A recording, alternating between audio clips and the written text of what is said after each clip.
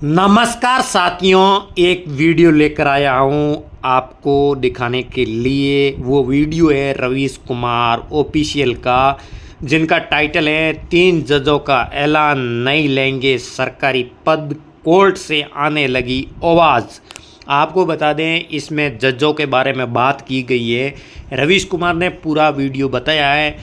3 जजों का ऐलान और उसको लेकर सरकारी पद, कोर्ट से आने लगी आवाज़, इन बारे के अंदर जो रवीश कुमार ने पूरी बात बताई है। इससे पहले आप लोगों ने हमारा यूट्यूब चैनल सब्सक्राइब नहीं किया तो यूट्यूब चैनल को सब्सक्राइब जरूर कर लें। और आज अपन रवीश कुमार का वीडियो का करेंगे रिएक्ट, और आप और हम मिलकर इस वीडियो को देखेंगे। और आप हो सके इतना ही सपोर्ट करिए और वीडियो को पूरा देखिए, और जितना हो सके उतना शेयर करिए। और आइए इस वीडियो का करते हैं रिएक्ट। जज हो तो ऐसा। जस्टिस अभय एस ओक रिटायर कर गए। करीब 22 साल तक हाई कोर्ट से लेकर सुप्रीम कोर्ट में जज रहे। सुप्रीम कोर्ट में उनका कार्यकाल करीब 3 साल रहा। किसी भी जज के पास दो ही संपत्ति होती है, पहली ईमानदारी और दूसरी उनका इंसाफ। सुप्रीम कोर्ट की वेबसाइट पर जजों की संपत्ति की घोषणा की गई है। आप वहां पर जाकर देख सकते हैं कि एक जज के रूप में जस्टिस ओक के पास कुल जमा उतना ही है जितना एक सरकारी तनख्वाह से बच सकता था। यह किसी दूसरे जज पर टिप्पणी नहीं है और ना दूसरे से तुलना है, लेकिन जस्टिस ओक के जीवन का हिसाब किताब देखकर ठिठक गया। उनके पास जो भी है, जितना भी है, उसी अनुपात में है जो पिछले 22 साल के दौरान उन्हें वेतन के रूप में मिला होगा। ईमानदारी की बात से शुरुआत इसलिए की क्योंकि 24 मई के ही इंडियन एक्सप्रेस की यह पहली खबर डराने वाली है। दिल्ली के राउज एवेन्यू कोर्ट के एक जज पर बेल के मामले में घूस लेने का आरोप लगा है, संदेह आया है। हाईकोर्ट ने उनका तबादला कर दिया है। पहले ही अविश्वास के संकट से गुजर रही न्यायपालिका के लिए ऐसी खबरें चिंता में डालने वाली हैं। लेकिन यह भी कितनी खुशी की बात है कि जिस दिन इंडियन एक्सप्रेस के डेस्क पर यह खबर लिखी जा रही होगी, उसी दिन सुप्रीम कोर्ट के भीतर जस्टिस अभय एस ओक अपनी मामूली बचत और अनमोल ईमानदारी की हिसाब किताब लेकर गर्व के साथ रिटायर हो रहे थे। उनके काम की किताब को देखकर आप इत्मीनान कर सकते हैं कि इसी 11 साल के तूफान में किसी ने अपनी ईमानदारी के दिए को जलाए रखा। हम आपको यह नहीं बता रहे कि उनकी बचत कितनी है, क्योंकि कई बार किसी की कमाई का जिक्र अच्छा नहीं लगता, वो आपके देखने के लिए ही है। लेकिन आप सुप्रीम कोर्ट की वेबसाइट पर जाकर देख सकते हैं। मैं जानता हूं कि भारत जैसे देश में सिस्टम आपको स्वाभाविक रूप से बेईमान बनाता है, इसी के लिए बेस्ट है। बेईमान लोग हर जगह सफल दिखेंगे, सत्ता को जेब में लिए घूमते दिखेंगे, लेकिन इन सब के बीच कुछ ही लोग हैं अब भी जो सत्ता की भाषा बोलने के लिए नहीं, इंसाफ करने के लिए अफसर बनते हैं, जज बनते हैं और जज का दायित्व निभा भी देते हैं। सुप्रीम कोर्ट में जस्टिस अभय एस ओक की विदाई के समय का माहौल बता रहा है कि आप इस ईमानदारी और तर्कसंगत न्याय के जरिए पक्ष और विपक्ष के वकीलों की कटुता को भी खत्म कर सकते हैं। यहां आए वकीलों की संख्या बता रही है कि वे जस्टिस ओक की विदाई में शरीक होना चाहते हैं। एक साहसिक और ईमानदार जज की विदाई में 2 शब्द बोलकर अपने पेशेवर जीवन के लिए शबाब बटोर लेना चाहते हैं। सबने ही जोर दिया कितनी मेहनत करते थे, हर समय तैयारी के साथ आते थे। सॉलिसिटर जनरल तुषार मेहता ने कहा, कई बार तो हम वकीलों से ज्यादा आपकी तैयारी होती थी। अपनी मां के निधन के अगले दिन कोर्ट आ गए और उन्होंने फैसले दिए, काम किया। उनके विदाई समारोह में हंसी मजाक भी खूब हुआ। यहां तक कि मशहूर वकील अभिषेक मनु सिंघवी ने जब उनकी तारीफ की तो भारत सरकार के वकील तुषार मेहता ने व्यंग्य कर दिया कि आज उन्होंने फीस भी नहीं ली है। Lord, the most amazing thing, my Lord, which I personally find amazing is that despite, my Lord, such an irreparable loss yesterday, your Lordships put duty first, duty as a judge first. Otherwise, my Lord, your Lordships had an option of delivering judgments virtually also. But, my Lord, this is what, my Lord, which all of us will have to learn to put duty first. Lord, at least I'm not surprised by the work ethic you have displayed because we've seen it all these years. In fact, as the solicitor said, we have the problem that you were over ready in many cases. A few months ago, actually, a whole group of lawyers, including from Maharashtra, were walking in the corridor and they stopped to talk about different courts. And I was sitting there and they went court to court. And when your court came, I said, "Do you know this man's name?" So they recited the full name. So I said, his revered parents could not have found a better first name. Your Lordship epitomizes the word Abhay. Absolutely ramrod, unconcerned about anything except what you think is right. You may be wrong, but what you think is right comes first. And I think that is something which is very, very cherished, very special. And we felt it in every case. Subject matter neutral. And that's a trait you've carried through all these years, and preserved it is itself quite remarkable. It's not easy with the pressures you face there. You have had many guiding pollstars. You've had, of course, liberty and environmentalists too, but others also. But you've always done justice in those subjects according to law. Solicitor general Tushar Mehta और वरिष्ठ वकील अभिषेक मनु सिंघवी की टिप्पणियों से और दूसरे वकील की टिप्पणियों से यही पता चलता है कि एक जज का तैयार होकर आना, हर हाल में हर दिन आना कितना कम होता जा रहा होगा, कि उनकी इस खूबी को सबने अपनी बातों में आगे रखा। जब भी कोई जज बनता है तब वो मात्र एक सूचना होती है, जब एक जज रिटायर होता है तब वो घोषणा और घटना होती है। सूचना इतनी कि परिवार के लोग, उनके पेशेवर हमदम खुश हो जाते हैं कि अपना दोस्त जज बन गया, लेकिन घटना इतनी कि जब रिटायर होते हैं तब सारी दुनिया मूल्यांकन करती है कि जज की कुर्सी पर बैठकर इनके फैसले कैसे रहे, इनकी आवाज में इंसाफ और करुणा की बोली थी या सत्ता की धमक थी, खौफ था। अपनी आखिरी बेंच में उन्होंने कहा, मुझे हमेशा यही लगा कि यह वो कोर्ट है जो संवैधानिक स्वतंत्रताओं का संरक्षण कर सकता है। मेरी कोशिश यही कर पाने की रही। मुझे यकीन है कि इस सभा में मौजूद दिग्गजों की वजह से यह कोर्ट नागरिकों की आजादी का पक्ष लेता रहेगा। उन्होंने कहा, मैं हमेशा मानता था कि एक जज को बहुत सख्त होना चाहिए, उसे किसी को नाराज करने से डरना नहीं चाहिए, लेकिन मैं सिर्फ इसलिए सख्त था क्योंकि मैं हमारे संविधान के सिद्धांतों का संरक्षण चाहता था। बार एसोसिएशन द्वारा दिए गए विदाई समारोह में पूर्व जस्टिस ओक ने सुप्रीम कोर्ट की व्यवस्था पर भी गंभीर टिप्पणी की और उसकी खामियों को ठीक से उजागर कर दिया। कम लोग होते हैं जो इस तरह के नैतिक बल के साथ अपने संस्थान से विदा लेते हैं। उन्होंने कह दिया कि सुप्रीम कोर्ट को लोकतांत्रिक और पारदर्शी तरीके से काम करना चाहिए। हाई कोर्ट की तुलना में सुप्रीम कोर्ट कम पारदर्शी है और लोकतांत्रिक है। हाई कोर्ट में 5 जजों की एक कमेटी होती है जो सारे बड़े फैसले लेती है, लेकिन जब सुप्रीम कोर्ट आया वहां ऐसा नहीं पाया। उन्होंने कह दिया कि कोर्ट में केस की सिलेक्टिव लिस्टिंग उन्हें परेशान करती रही। इसे ठीक किया जाना चाहिए। Somehow I found during last 3 years and more that the Supreme Court is Chief Justice centric court, and I think we need to change that, because Supreme Court is a court of 34 judges who come from different areas of our country, and therefore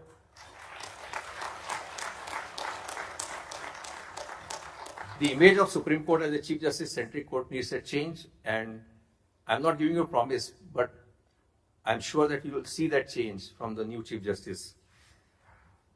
The other aspect which always bothered me, bothered me in Karnataka also, that why only selected matters should be listed, and therefore, thanks to my senior colleagues, Justice Nagaratna, Justice Arvind Kumar, I got fantastic support from them.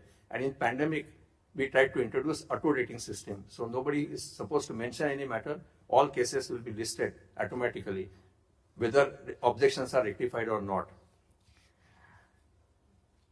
And therefore, we must do something like this. Otherwise, why people complain that why some case is listed on the next day, but some other case remains pending for 20 days or even more than that. And perhaps one solution which I found was, in High Court there is a fixed roster, and once there is a fixed roster, even that does not give discretion even to the Chief Justice. all matters are listed before appropriate benches as per the roster. हमने पिछले 11 साल के दौरान अदालतों से आने वाली कई बड़ी आवाजों को दर्ज किया है। सभी तो नहीं, मगर काफी कुछ। उन तमाम आवाजों में पिछले 3-4 साल जस्टिस ओक की फटकार, टिप्पणियां और फैसले अपने आप जगह बनाते गए। जस्टिस ओक 3 साल 9 महीने तक सुप्रीम कोर्ट में रहे। गनीमत है कि बोलने पर पासपोर्ट जब्त कर लिए जाने और एसआईटी बना देने के इस दौर में एक भरोसे की तरफ बने रहे।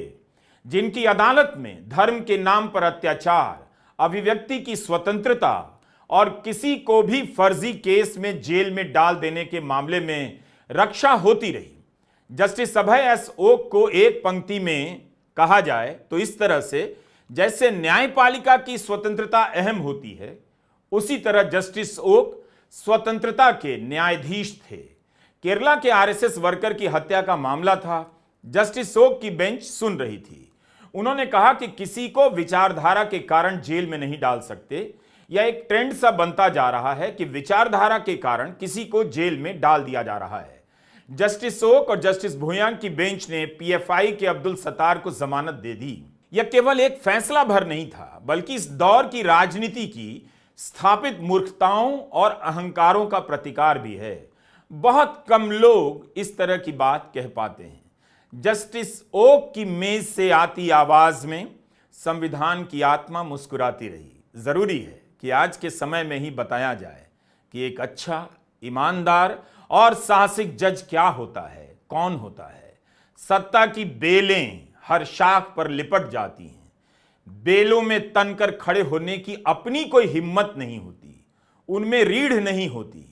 उनका काम ही होता है सत्ता की शाखों से लिपटकर ऊपर तक चले जाना। ऐसी बेलें पेड़ों को डस लेती हैं, लेकिन इन्हीं बेलों के बीच से कोई फूल निकल आता है। क्या आपने पेड़ों को देखा है जिनसे बेलें लिपट जाती हैं? मैंने देखा है, आपको अपने वीडियो में दिखाया भी है।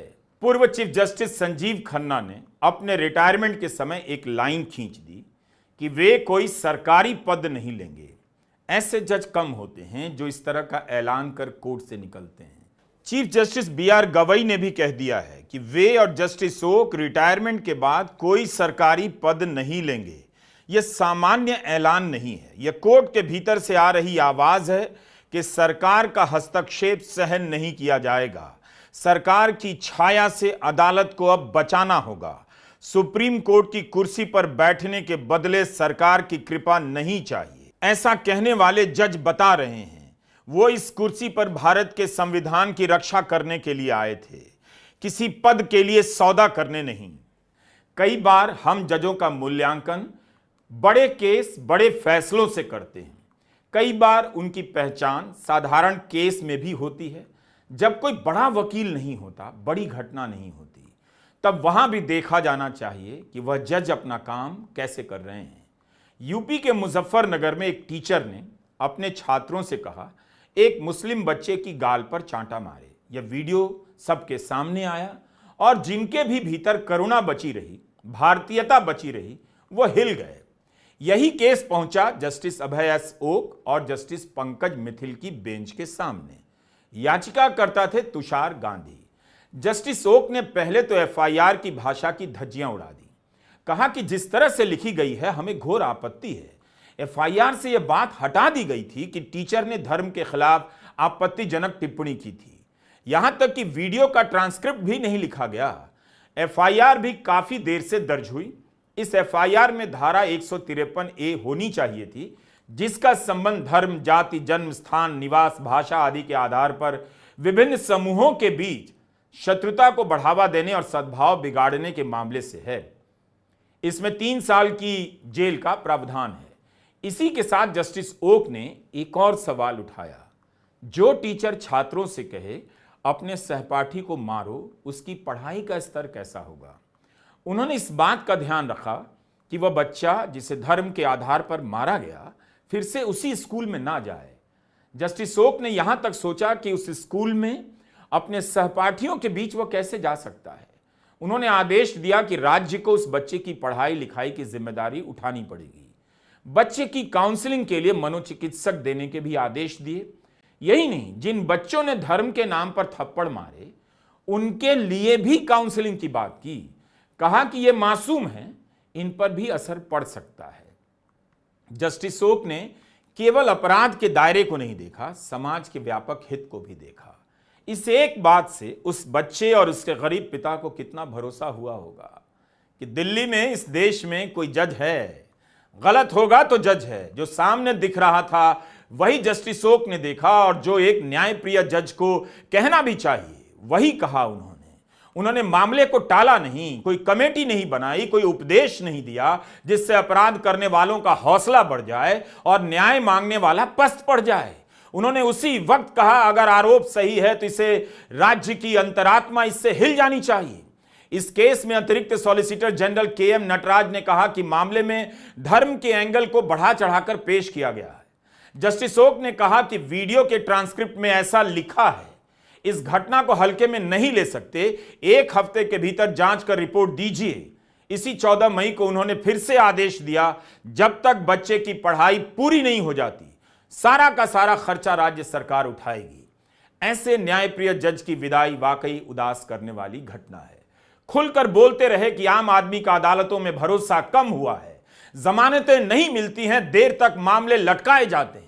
बार और बेंच दोनों से कहा कि न्याय की क्वालिटी अच्छी नहीं है, बल्कि उचित दरों पर न्याय की गुणवत्ता की बात की। साफ साफ कह दिया, ट्रायल कोर्ट सामाजिक दबाव के कारण जमानत नहीं दे रहे। जस्टिस ओक ने महिलाओं के खिलाफ गंभीर मामलों का उदाहरण देकर कहा, मीडिया ट्रायल से लेकर सामाजिक दबाव के कारण जमानत नहीं दी जा रही है। उन्होंने यह भी कहा कि जो नए कानून बने हैं उनमें जमानत को और मुश्किल बनाया गया है। उन्होंने कहा कि सुप्रीम कोर्ट में उनके सामने लंबित 30% मामले ऐसे हैं जिनमें बेल खारिज कर दी गई। इस तरह से उन्होंने ट्रायल कोर्ट की भी आलोचना कर दी और सुप्रीम कोर्ट की भी। जो सुप्रीम कोर्ट कहता रहा हो कि बेल देना नियम है, जेल भेजना अपवाद है, उस सुप्रीम कोर्ट ने 30% मामले में जमानत खारिज की। यह कोई साधारण आलोचना तो नहीं है। यह आलोचना कोर्ट के लिए नहीं होती है, आप जनता के लिए भी होती है कि आप देखिए कि सरकार और न्यायपालिका में क्या चल रहा है, उसके हितों को किस तरह से कुचला जा रहा है। जनता समझे कि न्यायपालिका के भीतर निष्पक्ष न्याय कितनी है और भीड़ का दबाव कितना है। कांग्रेस सांसद इमरान प्रताप गढ़ी का मामला जस्टिस अभय एस ओक की बेंच के सामने पहुंचा। उनके फैसले से पता चल जाता है कि ऐसे मामले सुप्रीम कोर्ट तक आए ही क्यों। यह दिख जाता है कि न्याय का ढांचा कितना चरमरा गया है, उसकी सीढ़ियां कितनी दरक गई। मामूली बातों में भी नीचे के स्तर पर न्याय नहीं मिल रहा। इमरान प्रताप गढ़ी की कविता पर एफआईआर के मामले में जस्टिस अभय एस ओक और जस्टिस उज्जवल भुइयां की पीठ ने ही कहा था, 75 साल बाद पुलिस को अब अभिव्यक्ति की आजादी को ठीक से समझ लेना चाहिए। जस्टिस ओक ने उनकी कविता की बाकायदा व्याख्या कर दी। यह काम सुप्रीम कोर्ट को क्यों करना पड़ा? यही काम नीचे की अदालतों में क्यों नहीं हो सका? किस आधार पर निचली अदालतों में फैसले हो रहे हैं, इसे लेकर जनता को सतर्क रहना चाहिए, नजर रखनी चाहिए और खूब बहस करनी चाहिए। वरिष्ठ वकील कपिल सिब्बल ने ठीक कहा कि यह बात अदालत को भी समझनी होगी। इस केस में गुजरात सरकार की तरफ से सॉलिसिटर जनरल तुषार मेहता ने तर्क दिया, सोशल मीडिया एक खतरनाक उपकरण है और लोगों को जिम्मेदारी से काम करना चाहिए। तब सुप्रीम कोर्ट के जस्टिस ओक ने कहा था, यह समस्या है, अब किसी के मन में रचनात्मकता के लिए कोई सम्मान नहीं है। अगर आप इसे सीधे तौर पर पढ़ें तो इसमें कहा गया है, अगर आप अन्याय सहते हैं तो भी उसे प्यार से सहें। अगर न्याय की लड़ाई का सामना अन्याय से होता है तब भी हम उसका सामना प्यार से करेंगे। आपने भी सुनी कविता की इस पंक्ति को। क्या इसमें ऐसी कोई बात थी कि एफआईआर हो? हाईकोर्ट से लेकर सुप्रीम कोर्ट का वक्त बर्बाद कर दिया गया। जज के फैसलों की समीक्षा में यह भी शामिल होना चाहिए, निरंतरता कितनी है। एक फैसले, एक केस से चर्चा में छाने की प्रवृत्ति तो नहीं। संविधान की भावना, आत्मा, अंतरात्मा की निरंतरता है या नहीं, देखिए। जस्टिस अभय एस ओक ने इमरान प्रताप गढ़ी के केस में जो कहा वही बात कुछ दिनों के बाद उन्होंने विकिपीडिया बनाम ANI के केस में कही। समाचार एजेंसी एएनआई चाहती थी उस पर जो पेज बना है विकिपीडिया हटा दे। विकिपीडिया ने विरोध किया। यह एक खुला प्लेटफॉर्म है जहां लोग संदर्भों के साथ जानकारियां अपलोड करते हैं और यह फ्री में आप सभी के लिए उपलब्ध है। दिल्ली हाई कोर्ट से होता हुआ यह मामला सुप्रीम कोर्ट पहुंचा। एएनआई के बारे में जानने के लिए आप 11वां का एक विशेष अंक जरूर पढ़िए। गूगल सर्च करेंगे तो काफी कुछ मिल जाएगा।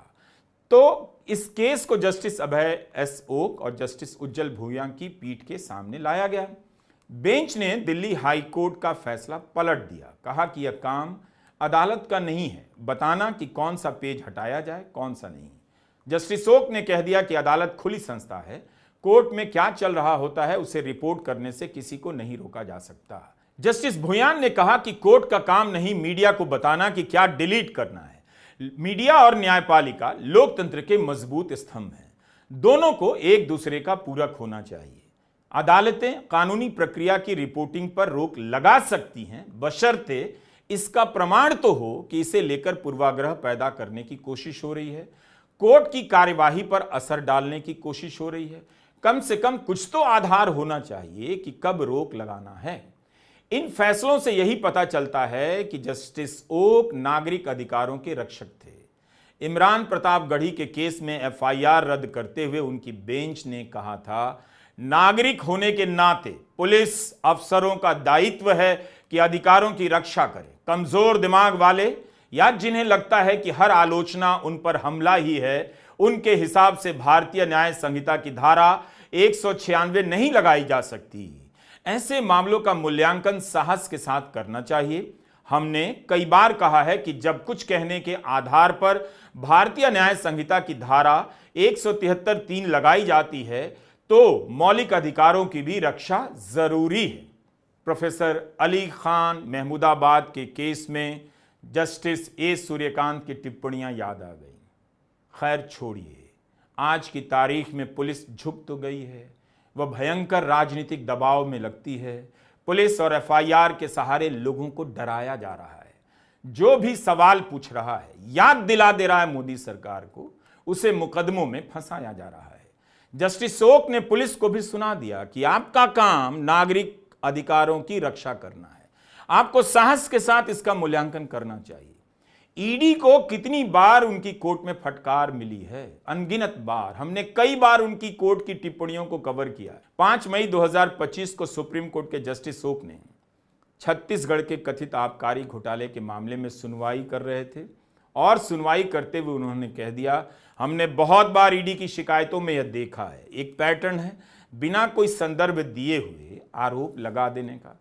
इसी तरह से जुलाई 2024 में छत्तीसगढ़ के कथित राशन घोटाला को लेकर जस्टिस एएस ओक और जस्टिस ऑगस्टिन जॉर्ज मसीह की बेंच ने ईडी की खूब आलोचना की।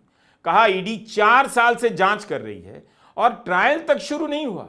जस्टिस ओक के फैसलों और टिप्पणियों से पता चल रहा था कि मोदी सरकार किस तरह काम कर रही है, किस तरह उसकी एजेंसियां लोगों को फंसा रही है, जेलों में डालकर सड़ा रही है।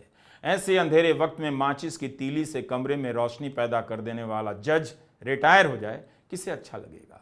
जस्टिस ओक खुले दिमाग वाले जज थे, अपराध और उसकी मंशा को ठीक से पहचान लेते थे और उसकी राजनीति को भी। 28 अक्टूबर 2021 को जस्टिस अजय रस्तोगी और जस्टिस अभय एस ओक की बेंच ने कहा, किसी आतंकी संगठन को सपोर्ट करने या उससे जुड़े होने के कारण आप किसी पर यूएपीए नहीं लगा सकते। कोर्ट यूएपीए की धारा 38 और 39 पर सुनवाई कर रहा था, जिसमें 10 साल की सजा का प्रावधान है। अगस्त 2024 में जस्टिस ओक और जस्टिस मसीह की बेंच ने कहा, यूएपीए जैसे कानून में भी बेल नियम और जेल अपवाद का सिद्धांत मान्य है। बार बार प्रोफेसर अली खान महमूदाबाद के केस में सुप्रीम कोर्ट की टिप्पणियां याद आ जा रही हैं और याद आने लग रहे हैं पूर्व जस्टिस अभय एस ओक। पर्यावरण के मामले में उन्होंने नेशनल ग्रीन ट्रिब्यूनल के फैसले को आसानी से नहीं पलटा, पर्यावरण के मामलों की रक्षा की, सरकार को भी खूब घेरा। Lordships, I might be accused of bias, but what we learned from your lordships, and it bears repetition, is that never lose the capacity to outrage at injustice. Lordships, we in the legal fraternity, we see it so up close that we become a bit immune. and sitting in your court from item 1 to item 75, this is what I learned, that never stop being outraged. And your lordships, I'll keep it short. As I've already said before, I'll proudly tell the posterity that I was an amicus in Justice Oak's court. As somebody said before me, we have always said, what is it that you look in a judge? And I remember in one of your sessions, it was said, spine, spine, spine, and spine. And I think you truly epitomize that, and that's what we look for in anyone who's here. अपने विदाई भाषण में justice okay ने एक बात कही, supreme court को chief justice केंद्रित नहीं होना चाहिए। यह बात ठीक भी है, सभी जज बराबर होते हैं, चीफ जस्टिस बस पहले गिने जाते हैं। इतना का ही अंतर है सिर्फ कि वे रोस्टर के मास्टर हैं, बाकी जजों से ऊपर नहीं हो जाते।